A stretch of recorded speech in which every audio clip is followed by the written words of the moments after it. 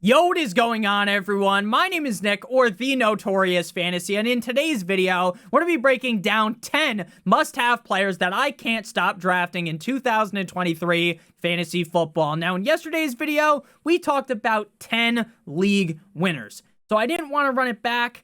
10 more league winners the next day, so these are going to be 10 must-have players for 2023 fantasy football. In the video, I'm going to go in depth into every single one of these players to talk about why I love them so much in 2023. But before we could get into the video, I would like to ask that if you guys are new to the channel and you do end up enjoying today's video, to please make sure you hit that subscribe button while you're down there. Whether you are new to the channel or not, make sure that you smash that like button like it owes you some money. If you want to follow me on Twitter, please do so at NotoriousSFNTSY. And if you want to check out my Patreon, get my rankings, half PPR or full PPR, it is $7.50. If you stay subscribed to the Patreon, you'll be getting my weekly rankings every single week for throughout the season for quarterback, running back, wide receiver, and tight end. And I also answer every single comment I get on there. So without further ado, let's get into my 10 must-have players that I can't stop drafting for 2023 fantasy football. We begin with my first must-have player that I can't stop drafting in 2023 fantasy football, Bijan Robinson, running back of the Atlanta Falcons, underdog ADP running back 3 at pick 7.8. Now, all offseason, I have been incredibly high on Bijan Robinson. When others had Bijan Robinson ranked behind guys like Saquon Barkley, I had Bijan Robinson locked in as my RB3, and I figured I couldn't get any higher on him. How could I talk myself into Bijan over McCaffrey or Eckler in fantasy football drafts? Well, recently, it happened. I bumped Austin Eckler down to my RB3, and Bijan Robinson is now my RB2. And I think there is a pathway for, at the end of the season, Bijan Robinson to finish on top of the Iron Throne as the running back number 1 in fantasy football. Again, the guy's coming off the board as the RB3 on Underdog at pick 7.8. And the path, like I said, is very clear, crystal clear, towards Bijan Robinson smashing this season. Last year, with subpar talent at running back, Caleb Huntley and Tyler Algier, this was one of the most run-heavy offenses in the NFL, and they had a pretty solid offensive line. So, they go in the 2023 NFL Draft, they draft Bijan Robinson with an incredibly high pick, so they are going to use him as a workhorse. Again, they made Tyler Algier and Caleb Huntley look like incredibly competent backs. Bijan Robinson is on a whole nother level than those guys. Those guys can't even hold onto his jockstrap. Bijan Robinson is a generational running back talent. He's the best running back to come into the NFL since Saquon Barkley. And if you look at his stats in college, racking up back-to-back Jordan 96, 97, 1,000-yard rushing seasons, the biggest downside I've seen people talk about is his receiving prowess in that Texas offense. 19 receptions last year in 12 games for 314 receiving yards. But that's because Texas didn't really give him a lot of opportunity to catch passes. I believe at the NFL level, with Desmond Ridder under center, Bijan Robinson could be seeing 50, 60, maybe even 70 targets in this offense and have a similar amount of receptions as the aforementioned Saquon Barkley. Bijan Robinson is incredibly young. He has fresh legs. He is in an offense, like I said, that loves to run the rock. I am infatuated with the upside of Bijan Robinson this season. I have him as my RB number 2 in my rankings, and I would be absolutely ecstatic if I could get him at the end of the first round. There are some drafts where people are so scared to draft a rookie running back that he falls into the second round. Bijan Robinson is going to Hulk smash this season. Moving to the second must-have player, Tony Pollard, running back of the Dallas Cowboys, underdog ADP running back 6 at pick 15.9. I have him ranked higher than running back 6. Why is that? That is because Tony Pollard is on the franchise tag, and we know there is a long history of running backs on the franchise tag being run into the deep depths of hell, being given so many carries, so many receptions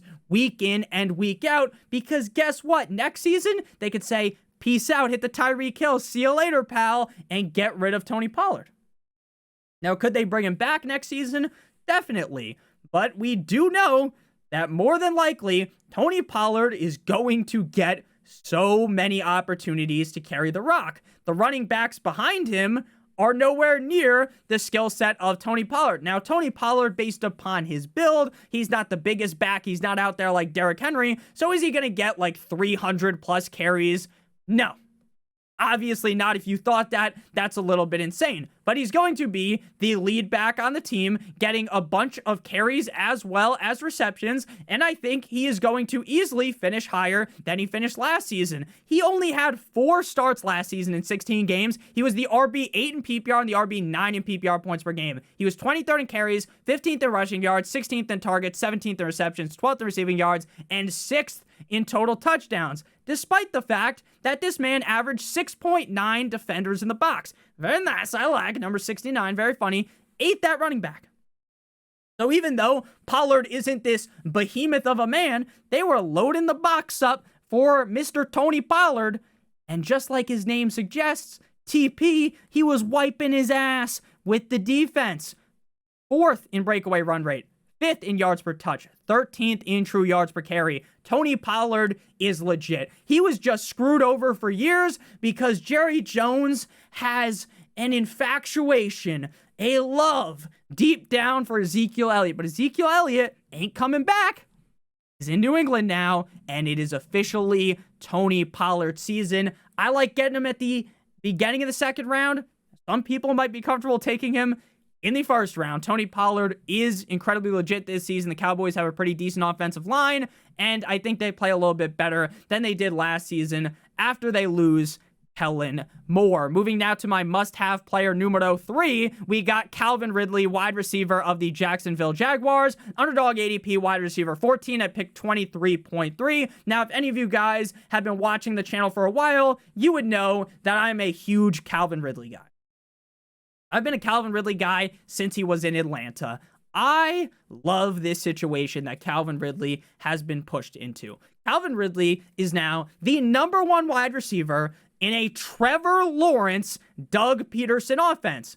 Trevor Lawrence, I know in his rookie year was looking shaky. People were like, oh my God, is this guy a bust already? And it turned out Urban Meyer was just an idiot. Now he gets Doug Peterson, who's a pretty solid NFL head coach, and Trevor Lawrence fully unleashes his potential. And now he has Calvin Ridley. Prior to 2022, right? The guy was suspended for the whole season. Prior to the 2021 NFL season, where he played in just 5 games, we aren't going to look at the stats for that. We're going to go back to 2020 to see what he could do closer to a full season sample size of 15 games. But just prior to the 2021 NFL season, people are talking about how Calvin Ridley is getting past the torch from Julio Jones.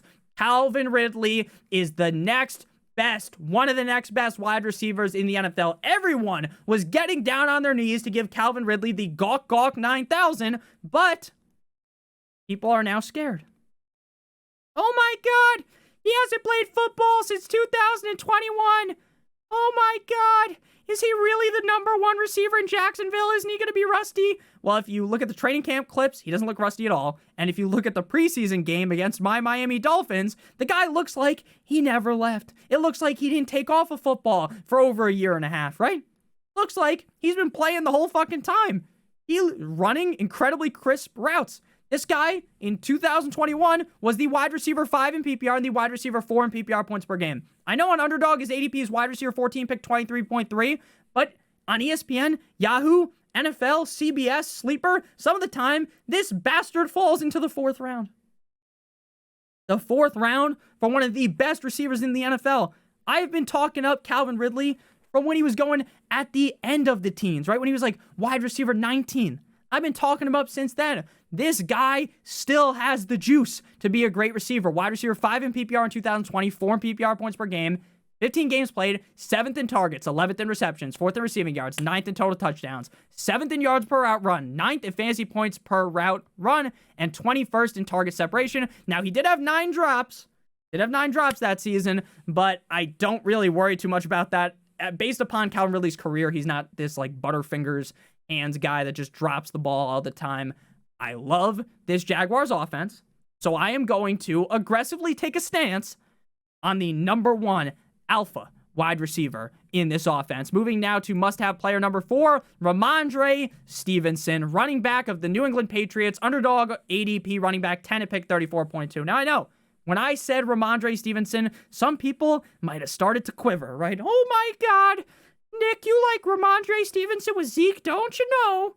Don't you know, Zeke? Now I sound like a Canadian. Don't you know that Zeke's going to be getting a lot of carries? That might not even be Canadian. You get what I mean, right? Aren't you worried about Zeke getting a lot of carries? Kind of. But what I came to realize is that Rhamondre Stevenson was really good last year while only scoring 6 touchdowns, 22nd at running back. He was the RB7 in PPR, 11 in PPR points per game. 17 games played, 17th in carries, 12th in rushing yards, 3rd in targets, 4th in receptions with 69. Very nice, I like. Number 4 at running back, number 7 in receiving yards with 421. 7th in yards per carry, 7th in yards created per touch, 18th in true yards per carry, and 3rd in evaded tackles. This man was evading 6.6 tackles per game. But people are worried about Zeke. Now, I get it. When you're on the goal line, you're knocking on the door. Maybe Uncle Bill Belichick will bring in that fat bastard Ezekiel Elliott to run in there. He'll tell him there's a piece of bacon in the end zone. You know those like old videos where the guy would hold up like a fucking fishing rod of bacon and the fat guy would run after it, right? That's what they do for Zeke in the end zone. But yeah, Zeke's going to score some touchdowns. It's going to be frustrating some games. But do you really think Zeke's going to be taken up around way too many carries to where Rhamondre can't get 12 carries a game like he had last season? Like he could still get 4 or 5 targets a game. This is a Patriots offense that last year was moving at the speed of molasses. This offense could not move the ball. Mac Jones was not able to cook, right? He set the fucking place on fire, okay? The whole restaurant up in flames. Like when you do not accept a vacation from Tony Soprano, that's what happens to you, okay? The whole offense is up in flames. Terrible. Terrible. Probably should have went on that ship, pal. But Rhamondre Stevenson, if you got that Sopranos joke, hope you got it. Hopefully people have watched that show. But Rhamondre Stevenson, again, the Patriots offense should be better. Hard to be worse. Stevenson, still young, looked really good last year in a bad offense. So even with Zeke there, does it suck for Rhamondre? Yes, because now Rhamondre probably can't finish as the RB3, 2, or 1. But could he still crack the top 5 with Zeke there? Honestly, I think so. And people are avoiding this guy like the fucking black plague, like the bubonic plague. So I still like Rhamondre. I think the Patriots offense steps up a little bit. Their defense is pretty good, so if they're up in some games, they're going to be able to run the rock a lot. Is Zeke going to shake up Zeke a little bit, or shake up Rhamondre a little bit? Yeah, Zeke's going to do that. But at the end of the day, it's not enough to throw away all the skill that Rhamondre has and fade him because you're scared of Zeke, who again looked like dog shit last season. Moving now to must-have player number 5. If you guys have enjoyed thus far, hit that subscribe button, hit that like button. The boy, Diontae Johnson, wide receiver of the Pittsburgh Steelers, underdog ADP wide receiver 26 at pick 52.4. This is a guy that is free-falling in some drafts, going as late as the 6th or 7th round because Diontae Johnson diddled people last year, right? This is something that happens a lot in fantasy football. The player screws you over, so now you have that scar on you, right? Want to know how I got these scars? You're fucking nervous. You're panicking. I don't want to draft this guy because he screwed me over last year. Well, what you need is one of those Men in Black things that they stick up at you at the door and it erases your memory. Just erase last season, right? We're going to look at last season, right? 17 games played. Wide receiver 28 PPR, 43 in PPR points per game based upon where you drafted him. Not good. I was a huge Diontae Johnson truther last year. 6th in targets, right? Oh, things are going well. 8.6 targets per game. 13th in receptions, 5.1 per game. That's great, right? Mitch Trubisky, kissing titties, or Kenny Pickett, small hands man, still good, right? 27th in receiving yards, 882. Okay, that's not good. Not terrible. That could be made up with a couple touchdowns, right? 0 touchdowns. 0 touchdowns. Now, Diontae Johnson is no Julio Jones. Remember in Julio Jones' career, this guy was allergic to the end zone. He could not score. You just knew it. You'd go into the season. We always talk about how touchdowns aren't sticky, right? You're not guaranteed. If you got 10 touchdowns last season, you're not guaranteed to get 10 touchdowns again. There are some players where, yeah, you're kind of going to be getting a lot of touchdowns. Like Mike Evans is going to get 1,000 receiving yards probably. Julio Jones, probably going to score like 4 touchdowns, right? Diontae Johnson, in his career, 2019, 16 games played his rookie year, 5 tugs. 2020, 7 tugs, 15 games played. 2021, 16 games played, 8 touchdowns. Oh my God. So he has 9 touchdowns the next year, right? No, 0. 17 games played, Ugats for touchdowns. 0. Zilch. Goose egg. He had a lot of drops. Problem with him, you just got to accept it. 11th in total route wins, 4th in juke rate. He had 875 unrealized air yards last season, 2nd at wide receiver, which tells you that the quarterback play wasn't the best. Pickett has looked better in preseason.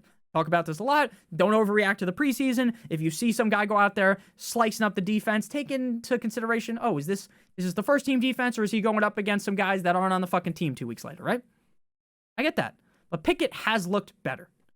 Diontae Johnson doesn't need 15 touchdowns to finish as a top 10, 12 receiver. He just needs more than 0. So if he gets 6 or 7, and Kenny Pickett is more accurate, Diontae Johnson, you found the fucking pot of gold, right? You found the fucking lucky charms. So Diontae Johnson, again, a player I'm all over this season. I'm chasing volume in fantasy. Diontae Johnson is the volume king. All he needs, some touchdowns. Moving now to must-have player number 6, Jahan Dotson, wide receiver of the left hands up. Who are we? The Commanders. Underdog ADP, wide receiver 33, pick 65.1. Now, Jahan Dotson's ADP is moving. Going up and up the draft board, right? Because Terry McLaurin is hurt. Terry McLaurin's injury could be missing 1 game, could be missing 3, 4, 5 games, right? Kind of scary. Scary Terry, right? It's a little scary. So Jahan Dotson now is the pseudo number 1 without Terry McLaurin. Now Dotson's stats at the end of the last year, not the best. Wide receiver 51 in PPR, 42 in PPR points per game, playing 12 games with 10 starts.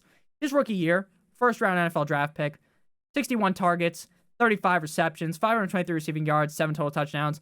None of those targets, receptions, or receiving yards were inside the top 50, though he was 14th in total touchdowns. Why was this, Nick? Why was this guy a first-round NFL draft pick and he wasn't uber successful in his rookie year? Because the quarterback play was terrible, right? Carson Wentz, Taylor Heineke, didn't matter. No bueno.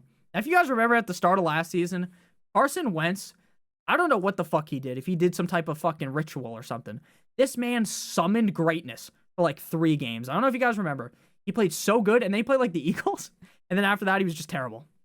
But for like 3 games, it was like, ooh, look at Carson Wentz. Maybe he's back. MVP Carson Wentz. No, the guy's not even on a team right now.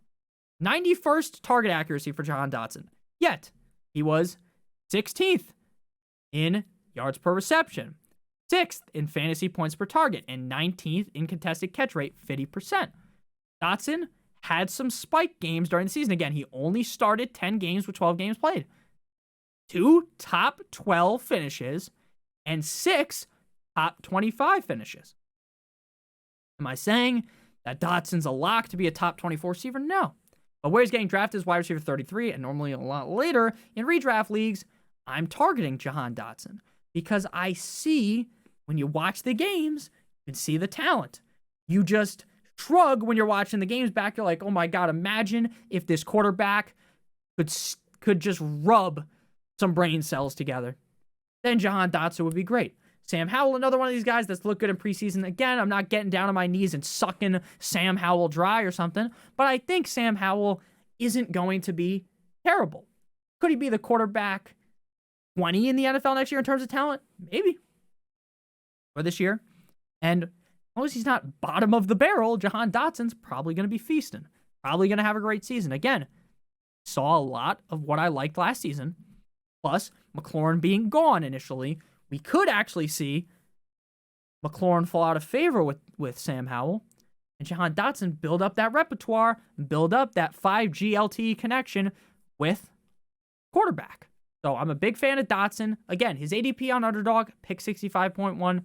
You don't have to pick him that high in redraft on ESPN, Yahoo, NFL, CBS, wherever you play your league. He doesn't go that high. That's just Underdog.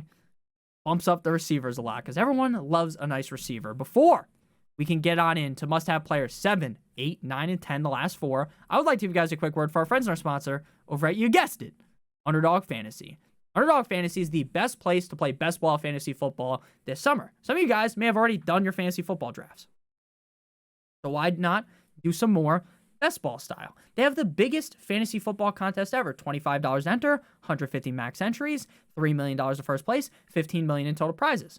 They are going to also release the Puppy 4 very soon, which is a $5 to enter tournament. So if you're newer to best ball, you do that. If you don't know what best ball is, it's the best part about fantasy football. It's the draft. That's it. There's no waivers, trades, or in-season management. At the end of every single week, Underdog automatically puts the highest scores into your lineup for you. So you get to do the fun thing, drafting, and then you don't have to worry about setting your lineup so you can play in a lot more drafts. And you also don't have to worry about accidentally starting the wrong guy, turning your hair gray, staying up on Tuesday night to do the waivers. Some of those things are annoying. So Underdog Fantasy, promo code Notorious for a first batch deposit bonus of up to $100. You deposit $100, they give you an additional $100. You want to do 50, additional 50, 25, additional 25. Minimum deposit is $10. They also have traditional fantasy leagues, typically, basically, like a sit and go. You versus 11 other people, 12-team draft. As low as buy-in is $3. First two places make money. Third place gets their money back. If that interests you, make sure you guys check that out. Link in the video description. They have an app as well. Promo code Notorious for that 100% first deposit match bonus. Back on into things here. Player number 7. Must-have player. Elijah Moore, wide receiver of the Cleveland Browns, not the Carolina Panthers. Underdog ADP, wide receiver 45, pick 90.2. I don't know how I messed that up because I'm a Cleveland Browns truther. Everyone loves to be so scared of the Cleveland Browns, right? Deshaun Watson sucks. Deshaun Watson this, Deshaun Watson that. Sure, I get it. Last year, it was hard to watch Deshaun Watson play football. It was incredibly hard. It was hard to watch. He sucked. He was really bad. Like, Deshaun Watson in his rookie year was making the defense look like a bunch of fucking high school kids. Whereas in Cleveland, the defense looked like the fucking 85 Bears every time they were going up against him because he couldn't do anything. He couldn't read the defense. But based on the reports, seems like he's getting better. And Elijah Moore was just in the worst situation for a wide receiver to succeed basically ever. Right? Not necessarily ever. There's been worse quarterbacks than Cool Joe Flacco, Zach Wilson, and fucking Magic Mike White. But last year, Elijah Moore had a 6.4 target accuracy, 93rd at receiver. 6.4, 93rd at receiver. So his stats stunk. He was so pissed off, he requested a trade. He's like, get me the fuck out of here. Get me out of here. They don't do it.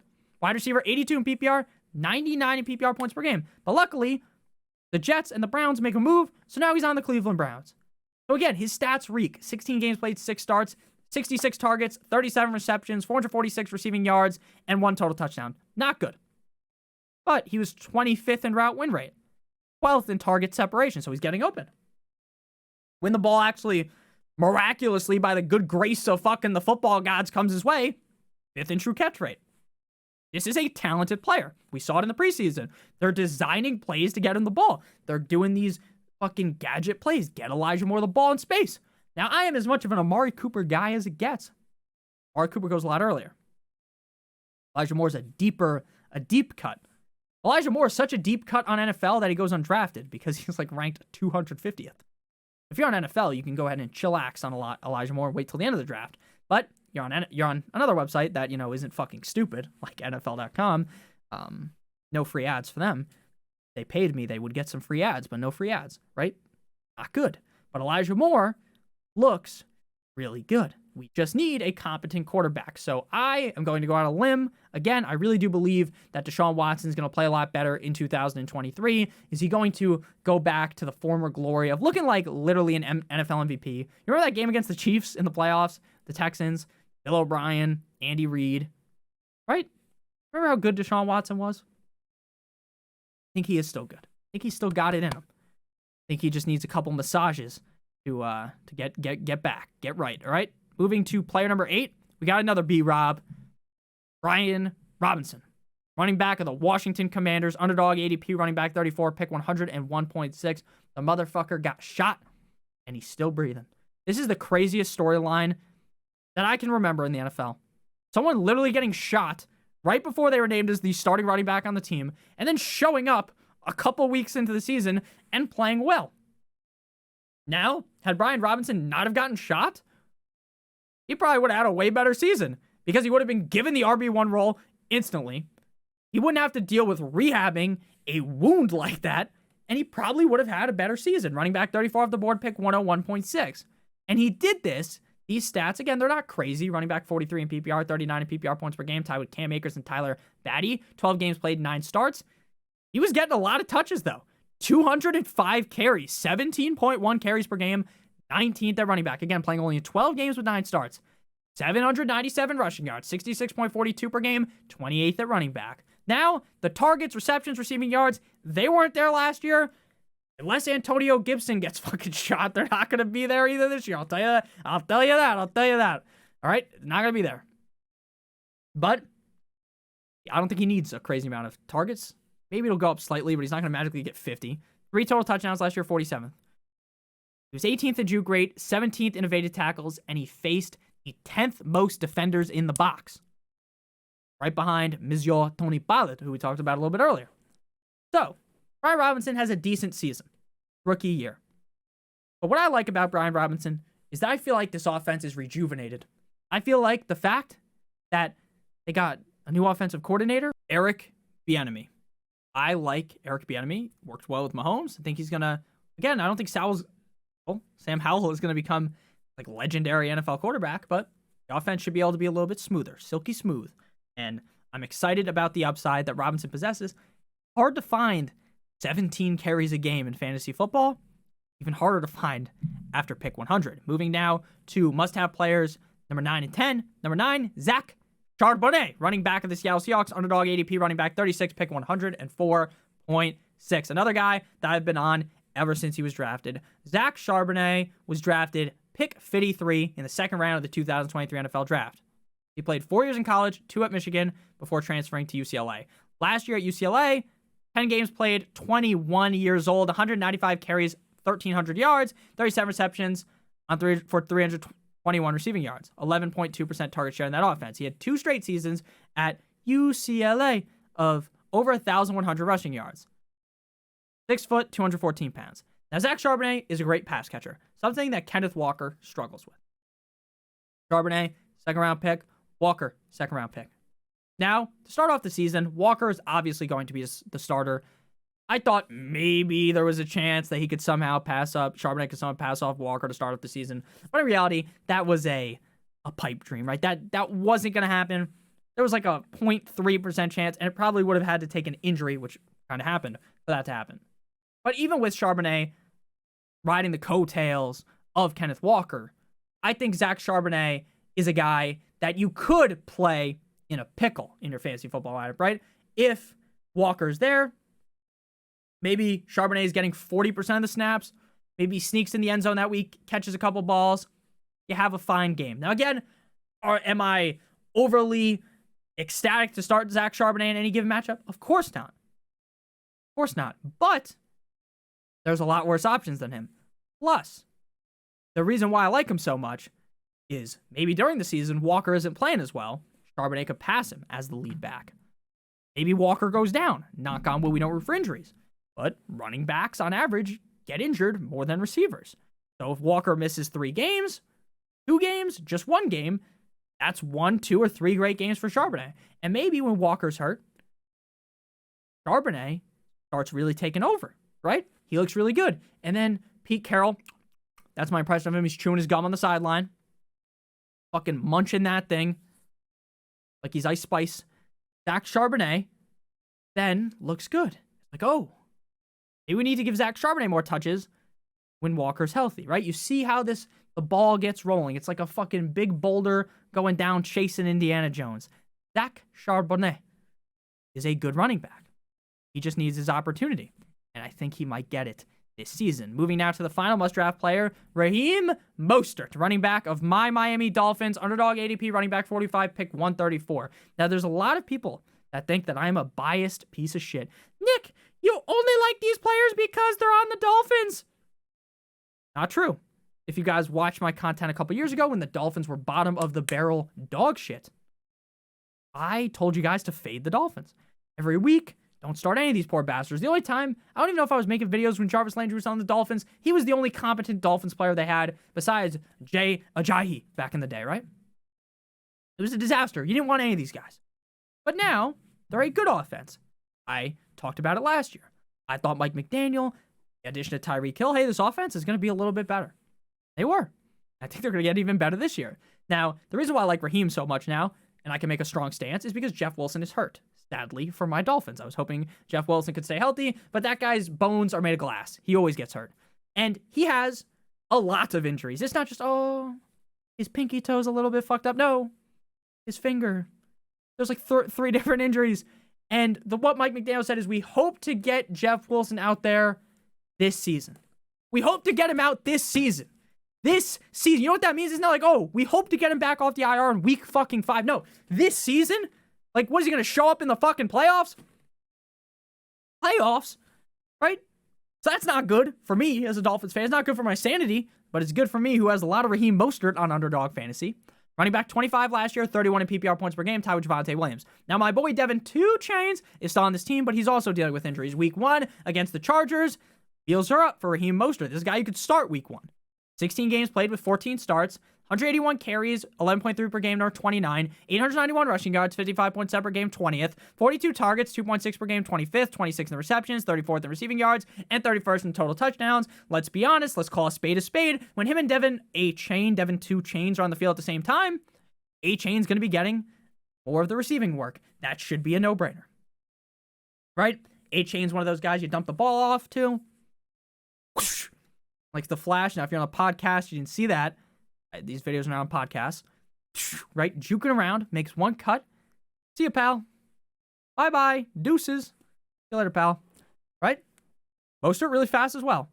16th in true yards per carry, 20th in yards per touch. Now, I get it. Mostert, another bastard that's made of glass, right? But it doesn't matter because he's picked 134. He's going so late in the draft. He's going undrafted in some drafts. I had a 10-team draft worth $350 for the buy-in. I draft Jeff Wilson. Fuck. Why didn't I draft Raheem Mostert? And I'm sitting there on the waiver wire. I'm like, there's no way Raheem's available. He was. So in 10-team leagues, he might be available on the waiver. 12-team leagues, a little bit more. He's probably on a team, but you haven't drafted yet, hopefully. You can get Raheem. The dream. For the Dolphins. Fast guy. We got a fast car. Fast guy. Fast offense. Could be good. Second year under Mike McDaniel. I'm ecstatic for Raheem Mostert. Thank you guys all. I'm ecstatic for his opportunity. I wish Jeff Wilson was still there, but thank you guys for watching. I do appreciate all the support we've seen recently. Recently hit 25K subscribers. All thanks to you guys. We're almost at 5 million views. If you guys want to check out the Patreon, get the rankings for the season, and then you can get the rankings for week 1, 2, 3, 4, 5, 6, 7, 8, 9, 10, 11, 12, 13, 14, 15, 16, 17. Every single week, there'll be rankings up there. Now, I make rankings videos, but you'll be getting the updates, right? Oh, someone fucking stubs their toe. They're out. Okay, bam. The rankings adjust. You want to buy that? $7.50 on Patreon. I also answer every single question on there. Me and someone, I don't want to just reveal people's names. Me and a Patreon had a conversation last night, going back and forth for like 10 minutes. Have some questions about their draft. I answer them. That's what I try to do. Try to answer every single question on there. As you guys can see in the comment section right now, there's a lot of comments. It's hard for me to get to all of them. Do I try to do it? Yes, I try to get to every single one, but you're guaranteed to get an answer on Patreon. So make sure you guys click on the link in the video description to get the Patreon if you want it. You don't need that. You don't have to get it. Okay, I'm not going to hate you. Hit that. But what you need to do, though, it's free to hit that like button. So hit that like button. Leave a comment down below. That helps out the algorithm. Click on one of the videos on your screen if you haven't seen them. Hit that subscribe button if you're new. I love you guys all so much. Thank you guys for everything. Let's have a great Saturday. It's almost Monday. The football week. Football's back. Football's in the air. My nipples are getting hard, baby. Let's go. Have a great one, as always. Good boy.